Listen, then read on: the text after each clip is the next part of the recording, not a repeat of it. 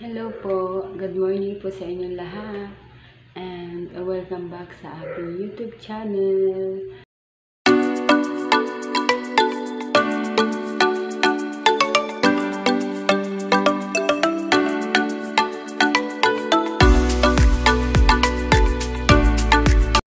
So, for today's vlog is mag-share lang po ako sa inyo ng aming karanasan sa paghahanap buhay.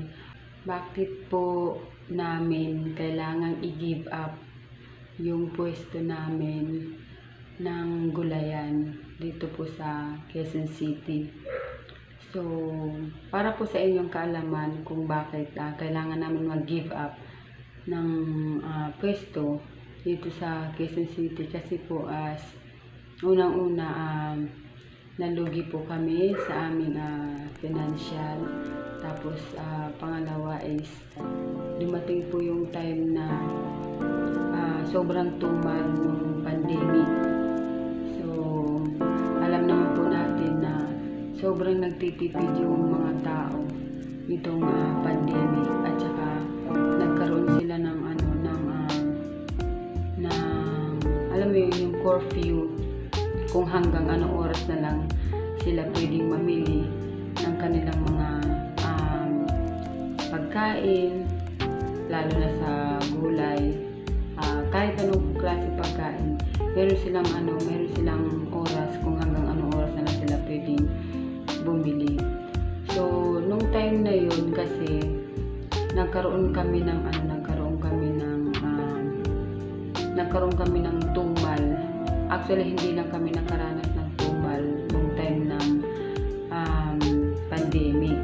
Kasi marami po sa amin dito sa palengke na nalugi at nagsara talaga ng kanilang mga pwesto.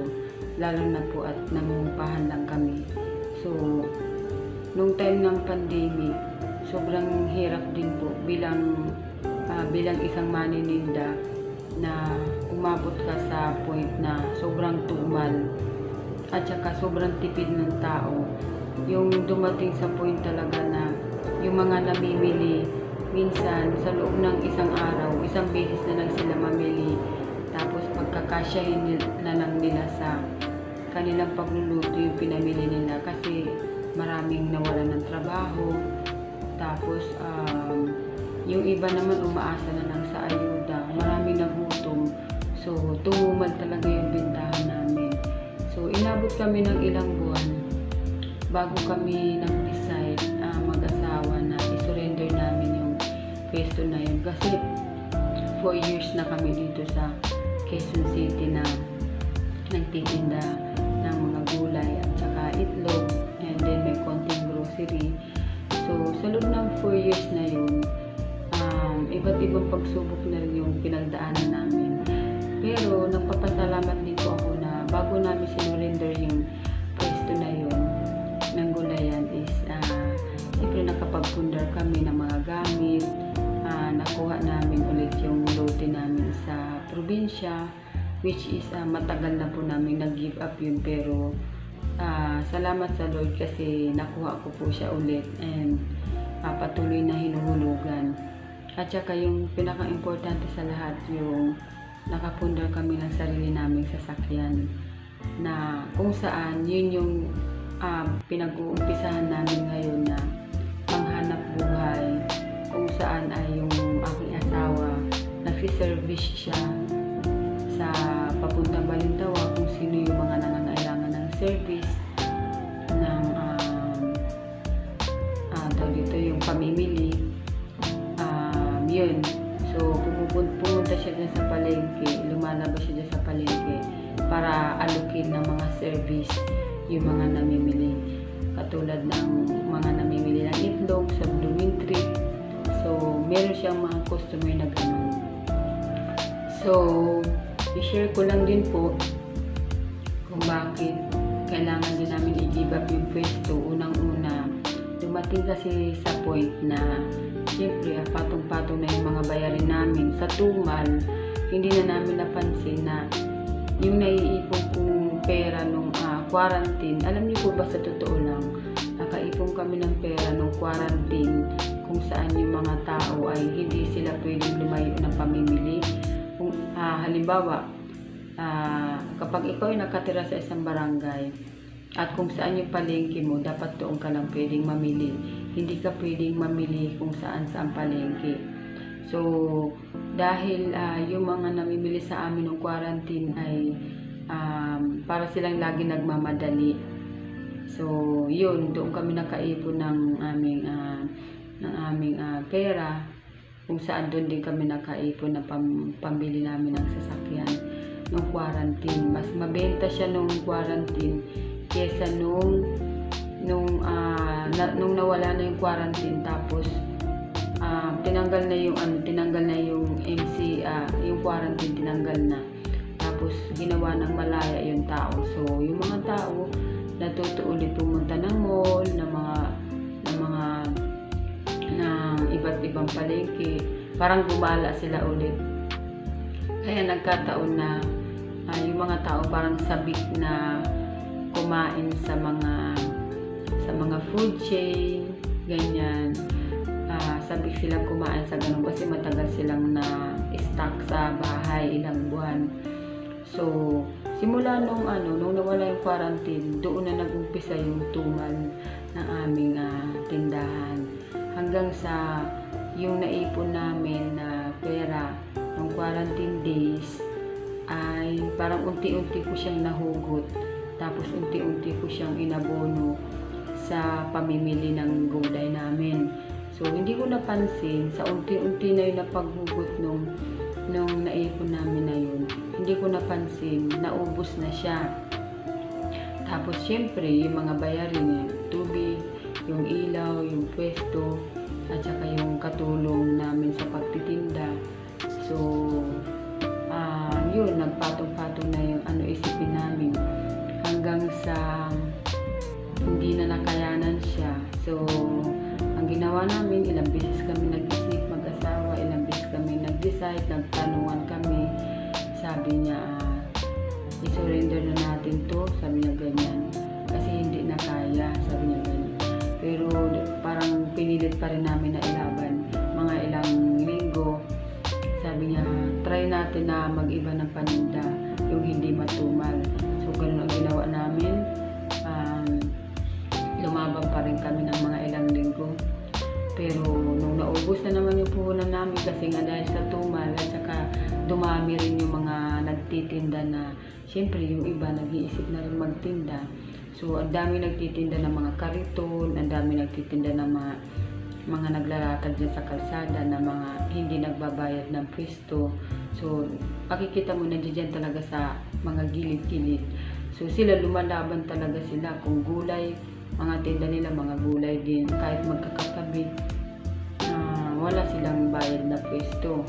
So, hindi katulad sa amin na malaki yung binabayaran namin na pwesto, na 20,000 a month, sa pwesto pa lang yun. Tapos, iba pa yung tubig, iba pa yung ilaw, iba pa yung sa katulong, iba pa yung sa mga ibang expenses. So, imagine yung buwan-buwan na binabayaran namin, tapos meron pang internet. So, alam mo yun, parang nagpatong-patong na yung isipin namin. So, ngayon, hanggang sa dumating yung point na sinurrender na talaga namin ng tuluyan yung pwesto na yun at hindi na talaga kaya. So, after ng ilang months, umalis kami doon sa pwesto na yun. And then, naghanap na lang kami ng matitira naman na bahay. Ito, nasa bahay na nga lang kami. So, dito sa bahay, nakakulong kami ng ilang buwan. Tsaka, dito lang talaga kami. Which is yung inaasikaso lang naman talaga namin dito is yung pag-YouTube ko, yung pagla-livestream ko, at saka yung pagsiservice ng asawa ko sa mga customer. Kung mayroong mamimili sa Balintawak, ihahatid niya, ayun, tapos babayaran siya. And then, dumating sa point na kinapos din kami. So, alam mo yun, may mga panahon din na kapos na kapos talaga kasi doon lang kami nakaasa. So, hanggang sa dumating yung unang-unang sahod ko dito sa YouTube. at saka yung pangalawang sahod ko, at saka yung iniipon-ipon namin na na yung sa pag-service ng asawa ko. So, dumating sa point na naisip namin na ba't kaya hindi na lang, sabi ng asawa ko, magtitinda ako dyan sa labas ng palengke, dyan sa kalsada lang, sabi niya, para wala tayong babayaran na pisto. So, ang ginawa niya, sabi ko, sige, ikaw ka akong bahala. Sabi niya ganyan. O sige, sabi niya, total, meron akong suki na nabibili sa Balintawak na tapos, siyempre, siya yung driver. Ang ginawa niya, ayun, pag namimili yung suki niya sa Balintawak, bibili din siya ng mga gulay na mga paninda niya. So, ito na nga yung mga binili niya mga gulay na paninda niya. Ayan. Ayan, meron siyang sitaw, tapos meron siyang ampalaya. Ayan, meron siyang ampalaya. Tapos, meron siyang talong. May sitaw, may okra. Tapos, yan sa ilalim yan, meron siyang mga dyan, kalabasa. So, yan muna yung tapos bumili rin siya ng bilao niya para pampakbitan niya yan. Tapos, tumpukan ng talong. Tapos, itong ampalaya na to, inutumpok niya rin yan kasi mura lang yung kuha niya yan.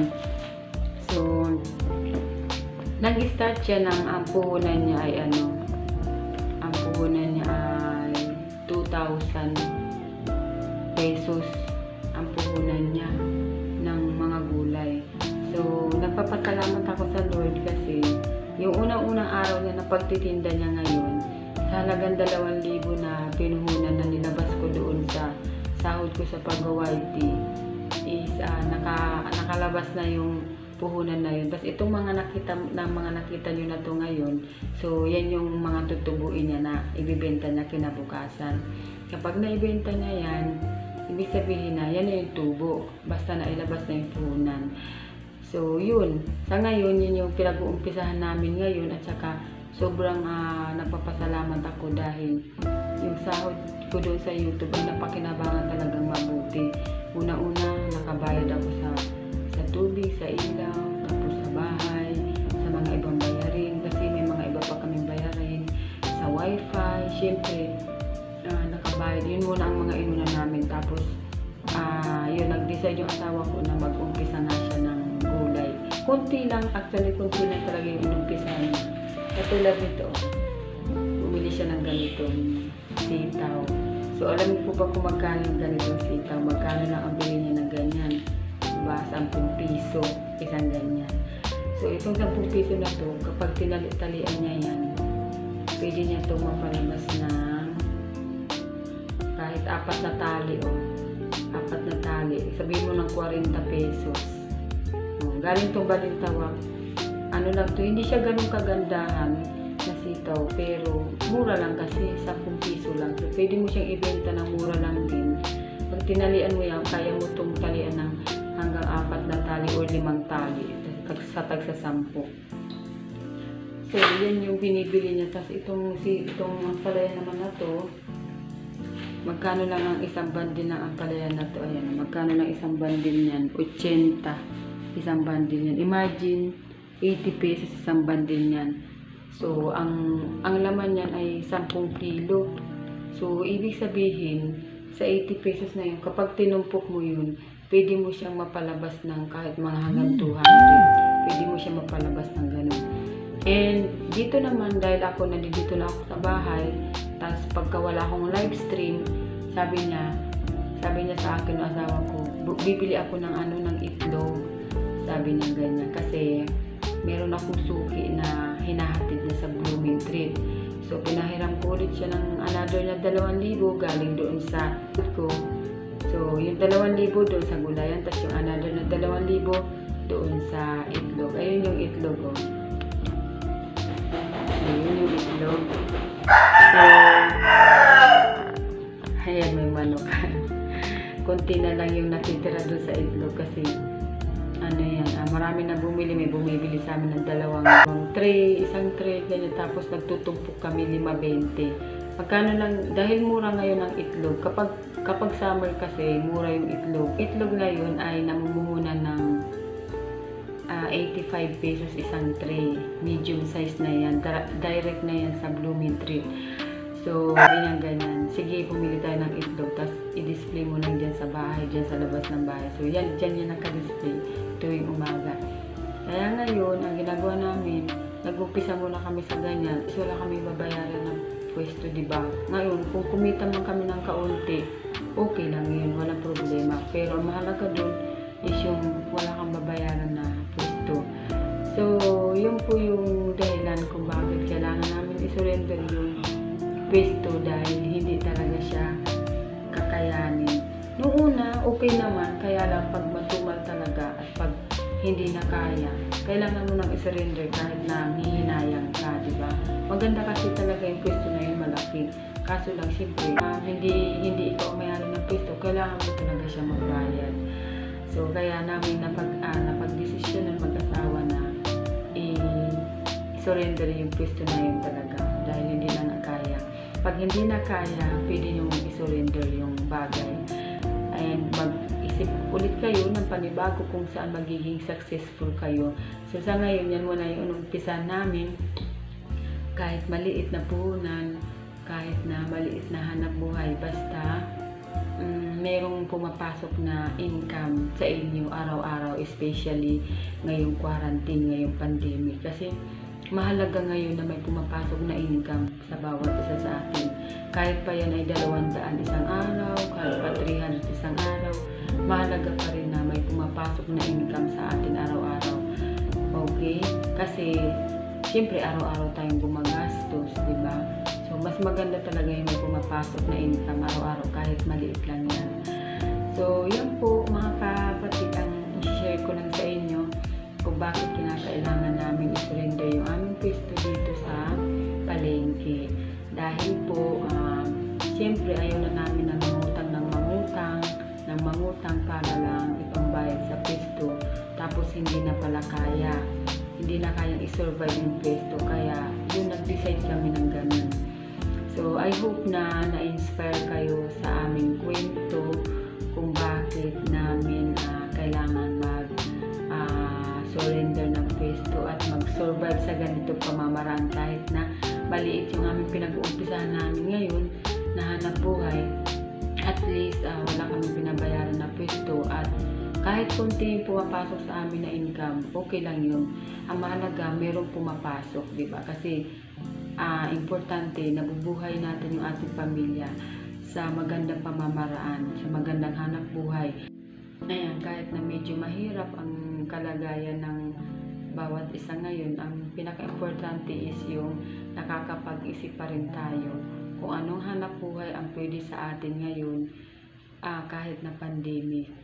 So, maraming salamat po sa nakinig ng aking istorya na ito kung bakit bilang isang business-minded na tao, bakit kailangan natin mag-surrender ng pwesto kahit na tayo ay nanghihinayang at bakit kailangan namin mag-umpisa ng ganito kaliit na hanap buhay samantalang galing kami sa malaking hanap buhay. So, yun. I hope na nakapag-share ako sa inyo ng kaunting kaalaman at ng tips sa ganito pamamaraan. Mas marami po tayo matututunan at mas marami po tayo maiintindihan kung bakit may mga bagay-bagay na kailangan natin isuko or isurrender kapag hindi na kaya. Okay? Wag nating ipilit kapag hindi na talaga kaya. Kung sinubukan nyo naman na lahat ng pamamaraan. So, ganun po kasi ginawa namin. Bago kami nag-surrender, sinubukan muna namin lahat ng way, lahat ng pamamaraan namin bago kami nag-decide na talagang as in wala na talaga, hindi na pwede. So, kung iluloob man ng Lord na ibabalik kami sa ganong hanap buhay, sa malaking hanap buhay, syempre, alam na namin kung paano yun i-handle at pagaganahin. Pero sa ngayon, ito muna ang pag-umpisahan namin. At least nabubuhay ang aming pamilya at sa magandang pamamaraan. Ayan. Thank you so much po sa inyo lahat.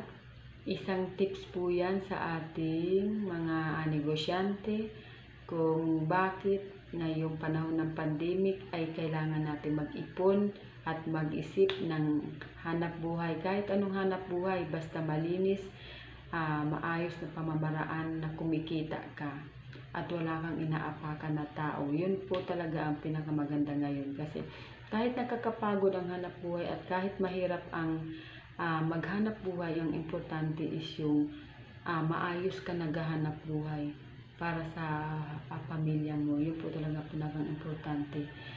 So, at isa pang tips, matuto po kayo mag-ipon at mag-invest ng kahit anong bagay na alam nyo importante at mapapakinabangan nyo kapag kayo ay malakas na kumita sa inyong paghahanap buhay. Yun po yung ginawa kasi namin. Kahit na walang kami ng pwesto, kahit na walang kami ng pera, naubos yung naipon ko ng pera dahil sa kinita namin ng quarantine days, nakapag-invest naman kami ng lupa, ng bahay at saka ng sasakyan, which is yung sasakyan is napakalaking bagay, napakalaking tulong ngayon sa amin ngayon, na kahit wala kaming pwesto ay doon kami nag-start na kumita at magkaroon ng income araw-araw. Dahil may mga nagpapaservice, may mga nagpapahatid, may mga nagpapasundo, saka may nagrerenta ng aming sasakyan. Maraming salamat po sa Panginoon dahil hinayaan niya kami na maghanap buhay at makapag-invest at makapundar talaga ng sasakyan. Dahil diyan kami nag-umpisa, at dahil diyan nakakapaghanap buhay ulit kami, at sobrang laking tulong ng aking channel na yung sinahod ko talaga. Dahil doon sa sinahod ko ay doon kami nag-umpisang mamili ulit ng mga gulay kahit kaunti at saka ng itlog. So, thank you so much sa mga nakinig ng aking konting sharing sa paghahanap buhay at sa mga ups and downs ng aming pinagdaanan sa paghahanap buhay. Thank you so much. I hope na na-inspire kayo at nakakuha kayo ng tips. And maraming salamat din po sa lahat na nakikinig. And kung gusto niyo po itong vlogs na ito at mas marami pa kayong matutunan tungkol sa mga business tips about sa tutorials ko, don't forget to like and share and subscribe na rin po kayo. Click the notification bell para ma-notify kayo sa aking mga susunod na videos. Thank you so much and God bless po sa lahat. Keep safe po sa inyo lahat, especially ngayong pong pandemic. Salamat po ng marami. Bye-bye!